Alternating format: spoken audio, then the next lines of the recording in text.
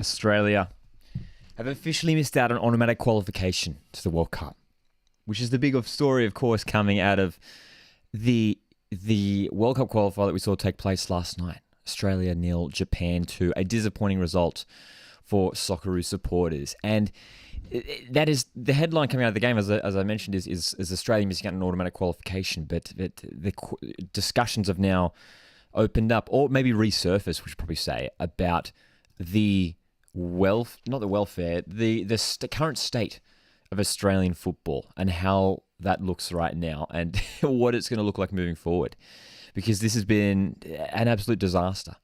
And this qualifying campaign has, as far as, I've been around for the last, handful of qualifying campaigns, and this has been below par, well below par. It's really, really disappointing to see where we're at now and the fact that we are, struggling and so much, heading into this game, there was so much going wrong with Graham Arnold having COVID, then breaching COVID rules, and then so many players missing out, whether it was due to COVID or just being a contact or having an injury too. I mean, Jackson Irvine, Tom Rogic, Kai Rolls, Jamie McLaren is going to be missing for the second qualifier with his wedding. I mean, it hasn't been the best build-up, and a squad was almost thrown together a little bit. It felt like in the past week, sort of, scrambling around, looking around the A-League to see who was available, who would be up to play the biggest game we've seen in the last 5 years, played against one of the best teams in Asia, in Japan, our rivals. And look, on the game itself, I thought the effort was there. I didn't think...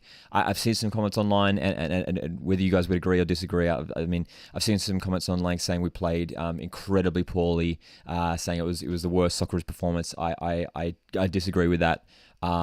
It's by no means our best performance, but there was effort shown in there. There was heart. You could tell the lads did want to win. Hrustic was working hard the whole match. I mean, Martin Boyle and Awumabile in those wide positions trying to get in behind. But at the end of the day, in the actual football match, Japan were just simply too good. And this was a side who was a Socceroos side who was missing too many key players, too many quality pieces to our puzzle. Players like Tom Rogic was the big one. I mean, after the game, that's the one I was thinking of, walking out of the stadium. I was like, this could have been a different story if we had Tom Rogic, a player who can unlock defenses. And last night we saw a very stubborn Japanese defense who are not really giving us any chances at all. We failed to create any real clear-cut chances. There, of course, was a couple decent long-range strikes from Hrustic, that fantastic free kick, which was goal-bound. There was the incident in the first half where that goal was ruled out. It was Sainsbury foul in the box off that corner. And Japan, man, I mean, they're just so fast and so clinical getting forward, and so painful to go out the way we did at the end, to concede those 2 goals, especially that second one was a fantastic goal. And I was in the stadium, and it was so, especially when that second goal in, it was so, it was honestly like the air had been sucked out of the stadium. And literally, when that second goal went in, thousands of people were walking out of the stands, man. And it's a worrying state. And then seeing the talk online as well, I mean, it's the energy around the Australian football fan base is concerning at the moment, and it was raised in commentary. There's a great clip going across social media, you should check it out, about Simon Hill and Andy Harper, the 2 commentators, talking about the match and also the state of Australian football. And a lot of the things they said was hitting the nail on the head. The fact that, Japan, when you compare us to Japan have, 3 divisions, 3 professional leagues, and compare that to Australia, who just don't have the same level of quality and the same depth to pull professional players from, whether the funding is an issue, in terms of the domestic league here in Australia as well. We need more. We need to see more there. And it goes all the way down to the grassroots. And yeah, man, it's worrying. It's worrying, isn't it? We got Matt in here, says, this is very sad. Max says Arnold out. And Flynn says, hey, Coach Watch, do you think the Socceroos are still a chance for the World Cup, even though they will probably be playing a very strong South American team? Yes. And that's sort of where I'm going to turn to now. Which, if you guys have been watching my content, you know I like to stay super optimistic, and I do genuinely believe. Of course, it's still open for us to qualify for the World Cup. In one-off games, anything can happen. We actually just saw this morning, from the time of this live stream, North Macedonia knock out Italy in a player for the World Cup. It was incredible stuff, where Italy had 30 shots in their game and North Macedonia knocked him out. It just goes to show, it's just a reminder that in one-off games, anything can happen regardless of the opposition. Flynn, you do raise the point there. It will be against a very strong South American team, whether that is Peru. I think Colombia's in there as well. Chile might be the other one as well. So, look, it's going to be tough, but it's a one-off game, and I believe it's being played in Qatar. So I'm hopeful that we could get up for it. The concerning thing is whether we've got the squad to do it. I'm hoping that by then, obviously, Rogic, if we can get Rogic, Moy, our strongest lineup, wonder what the timeline is on Harry Sutar coming back anytime soon, potentially. Matt says even during the first goal, people started walking out. Yeah, man. And look, from there, there was still a few minutes left, and I was like, look, after conceding that goal, that might just push us to go all out, and we might grab something. We might make a miraculous return. But yeah, man. Jackson says, you're not quite out of it yet. From what I'm seeing on Australian social media, it seems like the world is ending. Dude, it's a little bit like that. And I think it's, in a way, like, the interesting thing is a lot of people are saying it's the reality check that we needed. I don't know if I want to go along with that narrative. I totally understand the sentiment. I totally understand it, because we've qualified for 4 consecutive World Cups now. And there was almost a sense, especially, I remember like 4 years ago, there was almost a sense that, like, this is standard now. Like, it wasn't like there was much hype around it. It's like, we qualified for the World Cup again, sort of thing. And I don't know what's going on this time around. When you look at the playing squad, I just feel like it's dropped in quality.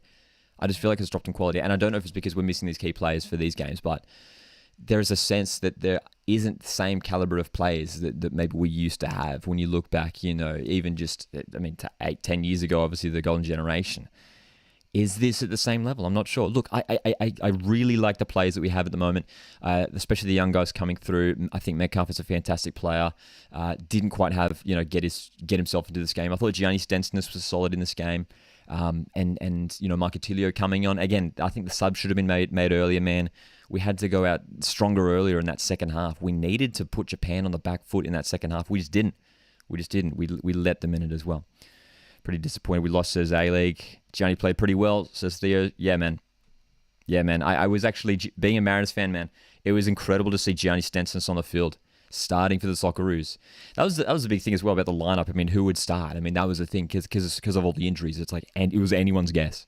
I was glad that Gianni started, and he actually did pretty well, considering that he was stepping up in such a massive game. Him and Metcalf in midfield did decently enough. But again, there's only so much that we can do against such a good Japan team. So, look, man, we hold out hope that we can have a strong end to this qualifying campaign. And that means getting, if we can, a somewhat decent result against Saudi Arabia. Graham Arnold hinted at giving more young guys a run. And then looking onto the playoff against the other third-place team from the other group in the Asian qualifiers. So whether that is UAE, I think Lebanon might be in there as well. So there's a couple of teams that we could play potentially. Winning that game is realistic, and then heading on to the South American qualifier. Dude, man, we have to... I know, as we're saying, it's a rough time at the moment.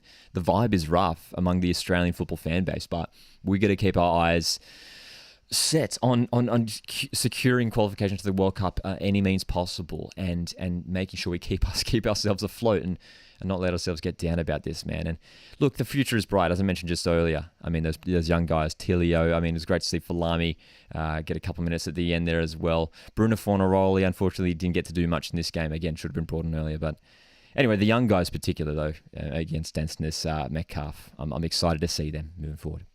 What was the issue with the no goal, says A-League? I think it was adjudicated to be a foul on the keeper by Trent Sainsbury. It was sort of tricky where it was on the other end from where I was sitting. Hey, Adrian says, sad to watch the game last night. Yeah, man, it was rough. It was sad. It was disappointing, and it was disappointing too because there was so much hype entering the game as well. So much hype entering the game, and hope that we could make a miraculous turnaround, but just we weren't good enough in the end. We weren't good enough.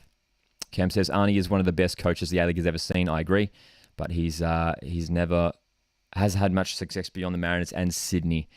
That's the thing. I mean, doing it at A-League is one thing, and then doing it on an international level is a completely different ball game. And I think Arnie should stick around for the.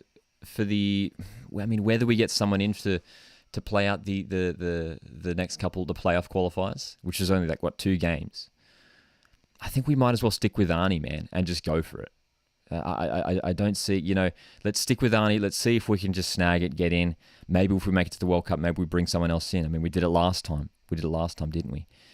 But yeah, I think eyes are already looking ahead to the next campaign and the next 4 or 5 years for Australian football, for the national team.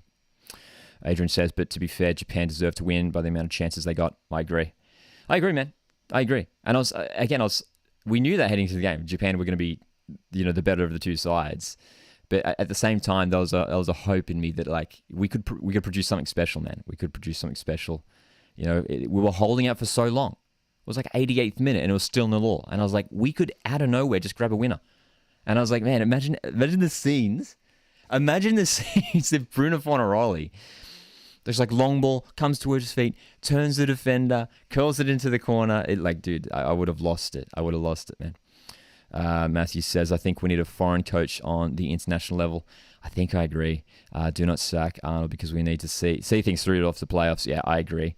It's not the time to just get rid of him now. But yeah, you almost think back to Gus Hiddink days and Holger Rosick and some of our former coaches. And yeah, man. I mean, Marcelo Bielsa. Marcelo Bielsa is one that everyone brings up.